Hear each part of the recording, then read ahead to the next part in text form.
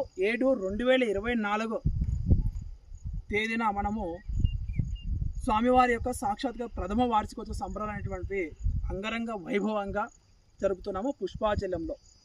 అందుకు సంబంధించినటువంటి ఈరోజు చతుర్దశి గురువారము సాయంత్రం పూట మనకు ఇక్కడ సుబ్రహ్మణ్య స్వామి వారి దేవస్థానం సుబ్రహ్మణ్య స్వామి ఆవరణంలో, అలాగే పుష్పాచలేశ్వర స్వామి వారి ఆవరణంలో కూడా ఆవు పేడతో మొత్తం చుట్టూ ప్రాంతాన్ని కూడా అలగడం జరిగింది. ఆ తర్వాత అంగరంగ వైభవంగా కూడా ముగ్గులు వేయడం జరిగింది.